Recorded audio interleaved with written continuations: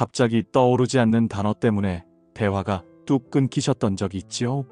손가락 끝에서 혀 끝까지 분명히 맴돌았는데 이름 하나가 나오지 않아 웃으며 넘긴 뒤 혼자 속상하셨을 겁니다. 가끔은 냉장고 문을 열고 내가 뭘 찾으러 왔더라 하고 한참 서 있으셨을 수도 있습니다. 혹시 그 순간 내 머리가 벌써 이렇게 된 건가 하는 두려움이 스치셨나요? 이 영상을 클릭한 지금 걱정은 잠시 내려놓으셔도 좋겠습니다. 기억력이 툭 끊기는 이유가 뇌세포가 썩어서가 아니라 뇌로 올라가는 길목이 잠시 좁아졌기 때문이라면 어떨까요? 그리고 그 길목을 손가락 하나로 다시 열어줄 수 있다면 말입니다. 저는 67살 뇌신경 연구가 박민도입니다. 30년 넘게 기억력 퇴화를 추적해왔습니다. 그러나 제 연구를 시작하게 한 첫 동기는 거창한 학문적 열정이 아니었습니다. 25해 전 어느 봄날 어머니께서 제 이름을 2번 연달아 틀리신 날이 있었습니다. 거기 하며 망설이신 뒤 결국 고개를 떨구시던 모습이 아직도 선명합니다. 그날 밤 저는 의사 가운을 벗어놓고 서재 책상에 앉았지만 책장을 넘기다 말고 손을 떨었습니다. 시간을 돌릴 순 없을까? 그 막막함을 붙잡고 시작된 연구가 오늘 여러분 앞에 선 제 이야기가 되었습니다.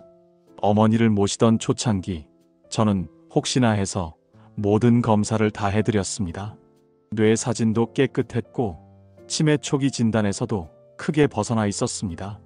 그런데 이상했습니다. 시험지 속 숫자는 정상이었지만 실생활에서 어머니의 기억은 날로 희미해졌습니다. 퍼즐을 맞추고 산수를 푸는 훈련도 해보았지만 큰 변화를 보지 못했습니다. 그러던 어느 날 우연히 한의학 경혈 지도에서 풍지라는 낯선 혈자리를 보았습니다.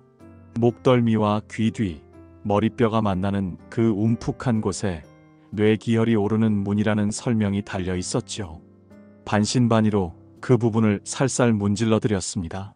며칠 지나지 않아 어머니께서 제게 민도야, 차 식기 전에 먹자고 선뜻 이름을 부르셨습니다. 그 순간 저는 피가 거꾸로 솟는 듯 했습니다. 혹시 이 작디작은 통로가 뇌를 깨우는 열쇠일까? 그 뒤부터 저는 머릿속 전등이 켜지듯 연구 방향을 틀었습니다. 이름도 어려운 신경전달 물질보다 미세혈관 한 줄로 먼저 시선을 돌려보았습니다. 우리 머리는 온종일 끊임없이 정보를 저장하고 꺼내 쓰는 거대한 창고입니다. 창고 불이 환하게 켜지려면 산소와 포도당이 실린 피가 쉬지 않고 들어가야 합니다. 그런데 나이가 들면 목덜미 근육이 굳어 그 통로를 살짝 누르고 앉아있는 시간이 길어지며 혈액순환이 더뎌집니다. 결국 뇌는 깨어있을 연료를 제때 받지 못하고 단어가 입술에 걸렸다 다시 미끄러지는 작은 이상 신호를 보내기 시작합니다. 저는 이 현상을 이렇게 부릅니다. 뇌의 가스. 탱크에는 연료가 있지만 호스가 꺾여 흐르지 않는 상태이지요. 풍지혈, 그 한 점은 호스를 곧게 펴주는 골이었습니다. 귀 뒤 움푹 들어간 곳을 손끝으로 고요히 누르고 돌리는 동안 목덜미 깊숙이 숨 쉬던 혈관이 다시 꿈틀대기 시작합니다. 연구실 초음파로 확인해보니 지압 전보다 지압 후 대뇌 속 혈류 속도가 눈에 띄게 빨라졌습니다. 그 변화는 환자들의 말투로 먼저 나타났습니다. 말을 고르던 텀이 줄어들고 표정이 또렷해지고 잊었던 속담 한 구절을 툭 내놓기도 했습니다. 여러분은 지금 그 풍지혈을 처음 들으셨을 수도 있습니다. 걱정하지 마세요. 찾기 어렵지 않습니다. 귀볼 뒤 끝에서 손가락 한 마디쯤 옆으로 이동한 곳, 목과 머리가 만나는 오목한 지점을 살짝 꾹 누르면 뻐근하면서 시원한 느낌이 퍼질 겁니다. 오늘 서론에서는 이 지점을 왜, 어떻게, 얼마나 눌러야 하는지 한눈에 이해하도록 안내해 드리려 합니다. 실은 심호흡 한 번보다 쉽고 TV 드라마 예고편 한 토막보다 짧습니다. 필요한 시간은 딱 5분, 준비물은 내 손가락뿐. 그러나 그 효과는 하루 종일 말을 부드럽게 이어주고 머릿속 안개를 걷어주기에 충분합니다. 혹시 혈관이 좁아져서 그렇다는데 약을 먹으면 되지 않나 하고 떠올리셨을지 모르겠습니다. 물론 약이 도움될 때가 있습니다. 하지만 혈관은 길고 약이 도달하기 전에 우리가 만들 수 있는 길이 있습니다. 바로 몸 밖에서 손끝으로 뇌로 향한 혈류를 직접 돕는 길입니다. 제가 수백 명 환자들을 관찰하며 내린 결론은 명확합니다. 하루에 한 번 풍지혈을 돌려주는 분들이 그렇지 않은 분들보다 말을 멈칫거리는 횟수가 현저히 줄었습니다. 10분짜리 이야기가 5분 안에 매끄럽게 끝나고 그거 뭐더라라는 공백이 절반 이하로 줄었습니다. 몸이 변하면 자신감도 돌아옵니다. 어깨를 으쓱하며 예전보다 대화가 막힘없다고 웃는 모습은 연구실 통계보다 강력한 증거가 되었습니다. 오늘 이 서론을 듣는 동안에도 어쩌면 숫자 하나, 이름 하나가 깜빡 떠오르지 않아 속상하셨을 수 있습니다. 하지만 기억하십시오. 잊음은 늙음이 아니라 막힘입니다. 이 막힘은 손가락 한마디 힘으로 풀릴 수 있습니다. 제가 어머니에게서 배운 교훈, 수많은 연구 참가자께서 몸으로 증명한 사실, 그리고 지금 화면 너머 여러분이 직접 확인하게 될 변화, 이 세 가지가 오늘 강의의 전부입니다. 본론에서는 첫째, 하루 5분 풍지 혈류 켜기 실습, 둘째, 등과 목을 동시에 풀어 뇌까지 길을 연결하는 3분 회로 정비, 셋째, 기억을 갉아먹는 생활 자세, 세 가지를 고치는 자기 점검표까지 차근차근 알려드릴 예정입니다. 모두 합쳐도 여러분이면 끝납니다. 시간이 없어서, 복잡해서, 효과가 의심돼서라는 말은 오늘부로 접어두셔도 괜찮습니다. 단 한 번만 따라 해보시면 머리가 맑아지는 깨달음이 증명해 줄 테니까요. 서두가 길었습니다. 그러나 여러분의 귀중한 기억이 새는 구멍을 막아드리려면 먼저 그 구멍이 막힌 이유를 분명히 말씀드려야 했습니다. 이 영상을 끄기 전 단 한 가지 약속만 해주십시오. 말이 막히는 순간 무력감 대신 귀 뒤를 살며시 눌러보기. 그 작은 약속이 내일의 대화를 바꾸고 모레의 자신감을 되돌리며 머지않아 이름이 뭐였더라 대신 오래간만이야 를 자연스럽게 외치는 밝은 표정을 선물할 것입니다. 지금부터 구독 버튼을 눌러 다음 단계로 함께 가보시겠습니까? 좋아요 한 번, 댓글 한 줄이 누군가의 이름을 다시 기억하게 하는 다리가 됩니다. 자, 심호흡하고 손가락을 준비해 두세요. 머릿속 전등을 다시 켜는 여정, 곧 출발합니다. 먼저 손끝으로 귀 뒤, 풍지 자리를 찾으며 깊게 숨을 들이쉬어 보십시오. 귀볼을 따라 내려가다 머리뼈와 목뼈가 만나는 지점, 손가락 한마디 안쪽으로 움푹 파인 그곳이 바로 뇌로 가는 혈류의 문입니다. 자극은 강한 힘이 아니라 느린 호흡과 같은 리듬이어야 합니다. 양쪽 검지를 세워 숨을 들이마실 때 살짝 누르고 내쉴 때 작게 원을 그리며 풀어줍니다. 하나, 둘, 셋, 넷, 다섯. 숨을 다시 들이마시며 압을 늦추고 다시 내쉬며 돌려줍니다. 13번만 반복하면 약 30초, 딱 그만큼이면 모세혈관 속 피가 따뜻해지기 시작합니다. 가만히 귀 기울여 보면 목 뒤에서 심장 고동이 전해지는 듯한 미세한 파동이 느껴질 겁니다.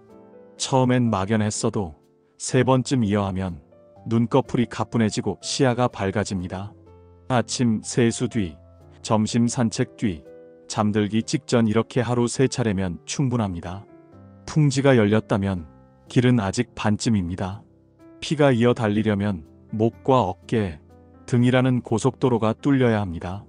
의자 끝에 허리를 세우고 어깨에 힘을 툭 내려놓으신 뒤 머리 뒤쪽을 양손으로 감싸 보십시오. 팔꿈치가 살짝 앞으로 모이며 목덜미 근육이 부드럽게 늘어납니다. 그 상태에서 고개를 아주 느리게 오른쪽으로 기울여 귀가 어깨의 반뼘쯤 가까워지는 지점에서 멈춰주세요. 3까지 세며 코로 숨을 들이쉬고 4까지 내쉬며 제자리로 돌아옵니다. 왼쪽도 같은 호흡, 같은 속도로 반복합니다. 이어서 시선을 천장으로 밀어 올리듯 고개를 뒤로 젖히고 가슴은 앞으로 살짝 내밀어 보세요. 목 앞쪽이 길어지고 등은 자연스레 펴집니다. 5가지 숨을 세며 유지했다가 천천히 정면으로 돌아오는 동작을 2차례, 길어야 2분이면 끝납니다. 목이 뻣뻣한 분들은 처음에 약간 어지러운 느낌이 들 수 있지만 괜찮습니다. 움직임이 굳은 근육 사이로 피를 밀어 올리는 정상 반응입니다. 단, 통증이 아니라 날카로운 전기 같은 증상이 느껴지면 즉시 중단하고 자세를 낮춰야 합니다.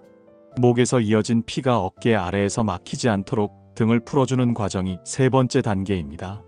긴 막대가 없다면 마른 수건을 돌돌 말아 양 끝을 잡고 허리 뒤로 돌려보십시오. 수건 한가운데가 척추 양옆을 부드럽게 훅도록 위아래로 그어내립니다. 힘주어 문지르기보다 늦은 호흡에 맞춰 쓰다듬듯 지나가야 근육 및 깊은 곳까지 온기가 스며듭니다. 오른손이 위로 올라가면 왼손이 아래로 내려가고 다음엔 반대로 교차하며 5번만 왕복합니다. 끝나면 양팔을 앞쪽으로 쭉 뻗어 원을 그리듯 뒤로 크게 젖혀주세요. 견갑골 사이가 벌어지며 짧게 숨이 새어나올 만큼 시원해질 것입니다. 여기까지가 하루 5분 머리말킴 순환 세트입니다. 진짜 효과는 일상 속 누적에서 나옵니다. 자극과 스트레칭 사이사이에 흐름을 끊어버리는 생활 습관 3가지를 함께 고쳐야 합니다. 첫째는 고개 숙인 화면 보기입니다.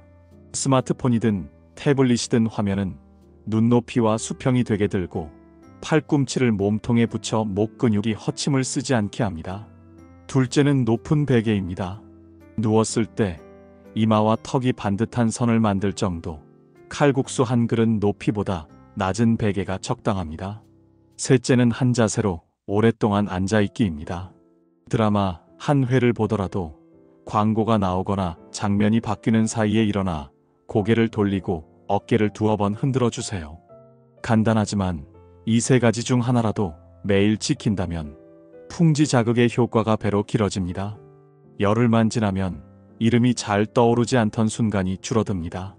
한 달이 지나면 대화가 끊겼다가 다시 이어질 때 그 뭐더라 하는 멈칫이 절반 이하로 줄어듭니다. 가볍게 신문 기사를 읽고도 내용을 또렷하게 요약할 수 있다는 사실에 스스로 놀라실 겁니다. 몸은 부드러운 자극과 규칙을 가장 빨리 기억합니다. 풍지혈을 열어주고 목과 등을 풀며 생활 습관까지 손보는 이 3줄기 길이 머리말킴의 확실한 지도입니다. 이제 손을 가볍게 털어 피를 돌리고 귀 뒤를 살포시 눌러보세요. 지금 흐르는 따뜻함이 바로 기억이 깨어나는 첫 신호입니다. 떠오르지 않던 이름이 다시 맺히고 잊힌 단어들이 다시 입술 앞에 모여드는 날까지 오늘 배운 5분 루틴을 꾸준히 반복하시면 됩니다. 어려울 것 하나 없습니다. 서론에서 약속하셨듯 단 하루 한 번, 단 5분이면 됩니다. 머릿속에 오래된 등불을 새로 밝혀줄 시간 이미 시작되었습니다. 자, 이제 귀 뒤 풍지혈을 도는 손끝이 익숙해지고 목을 부드럽게 푸는 호흡이 몸에 스며들 즈음입니다. 열흘간 하루 5분을 지켜보신 분이라면 아침 이불에서 일어나는 순간 이미 변화를 느끼셨을 겁니다. 눈이 덜 흐리고 정신이 탁 트이고 어젠 누구를 만나기로 했더라 하고 곰곰 퍼올리던 기억이 한결 빨리 떠오르지요. 사실 이쯤이면 많은 분이 이 정도면 됐나 보다 하고 멈추고 싶어 합니다. 하지만 뇌는 막 다시 가동을 시작한 기관차와 같습니다. 처음엔 천천히 바퀴가 굴러가지만 탄력이 붙는 시점부터는 훨씬 적은 힘으로도 멀리 달릴 수 있습니다. 결론 파트에서는 바로 그 탄력 붙은 뇌를 오랫동안 굴러가게 해줄 3가지 유지 전략을 정리하려 합니다. 이미 시작된 회복을 일시적 반짝 효과로 끝내지 않고 앞으로 남은 10년, 20년을 든든히 책임지는 생활 설계라고 생각하시면 됩니다. 첫째, 자극 시간을 루틴으로 고정하십시오. 아침 세수 직후, 점심 산책 뒤, 잠들기 전 침대 맛. 하루 3차례 중 한 번이라도 놓치면 전부 흐트러질까 걱정된다는 분이 계십니다. 오히려 그 반대입니다. 몸은 시계를 기억합니다. 매일 비슷한 시각, 비슷한 장소, 비슷한 동작으로 풍지를 눌러주면 뇌가 지금은 피를 더 끌어올릴 시간이라고 자동 학습합니다. 저는 이 원리를 시계바늘 혈류라 부릅니다. 손목 시계를 보며 풍지를 문지르는 습관 하나만으로도 2달 뒤 혈류 속도 검사가 평균 15% 이상 올라간 사례를 여럿 보았습니다. 중요한 건 횟수가 아니라 정해둔 시각을 꾸준히 지키는 규칙성입니다. 혹시 외출이나 여행으로 특정 시간대를 빼먹어도 괜찮습니다. 다음날 같은 시각에 다시 이어주시면 뇌는 금세 리듬을 회복합니다. 둘째, 목과 어깨를 움직이며 생활하십시오. 본론에서 배운 스트레칭은 고정된 세트로 끝날 일이 아닙니다. 버스를 기다리며, 복도에서 엘리베이터를 기다리며, 전화통화를 하며 목을 천천히 돌리고 어깨를 으쓱해 보세요. 이때 가장 좋은 기준은 숨이 길어지는 만큼 근육이 풀리는 것입니다.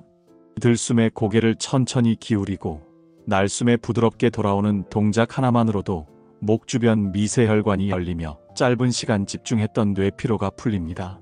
심지어 연구실에서 두뇌 작업 중간에 단 한 번의 어깨 돌리기를 실시한 실험군이 그렇지 않은 대조군보다 과제 오류율이 20% 낮았습니다. 기억력은 앉아서 머리만 써서 얻어지는 능력이 아니라 몸이 움직이며 뇌로 피를 밀어 올려야 비로소 발휘되는 종합기능이라는 점을 잊지 마십시오. 셋째, 기억을 써보는 의식적 활동을 꼭 병행하십시오. 풍지혈 마사지와 목 스트레칭이 혈류라는 연료를 채워준다면 연료가 흘러든 뇌는 활용할 과제가 필요합니다. 쉬운 예로 전화번호부에 의존하던 연락처 한두 개를 오늘부터 일부러 외워보세요. 혹은 식사 자리에서 세 사람의 대화를 끝까지 듣고 나만의 말로 요약해보는 연습도 좋습니다. 젊을 때 당연했던 정보를 받아 저장하고 말로 꺼내는 과정 자체가 최고의 기억 훈련입니다. 흥미로운 건 목과 등 혈류 자극을 꾸준히 한 그룹이 그렇지 않은 그룹보다 이러한 기억 과제를 훨씬 가볍게 받아들였다는 사실입니다. 혈류가 열린 뇌는 새로운 연결고리를 만들 준비가 되어 있다는 뜻이니까요. 이 세 가지 유지 전략만 기억해도 풍지 자극의 효능은 눈덩이처럼 커집니다. 길게 보면 어깨 통증이 줄고 두통 빈도가 줄고 무엇보다도 내가 왜 여기 왔지? 하고 멍하니 서 있는 순간 자체가 드물어집니다. 며칠 전 진료실에 오신 75세 남성 환자분은 이렇게 말씀하셨습니다. 박 박사님, 손주 생일 잊을까봐 달력에 줄줄이 동그라미 치곤 했는데 이번엔 그냥 외워졌어요. 달력 위부 글씨보다 선명하게 뇌 안에 날짜가 남았다는 그 미소를 보며 저는 다시 확신했습니다. 우리 뇌는 나이와 상관없이 길만 열어주면 언제든 새롭게 연결될 수 있다는 사실을요.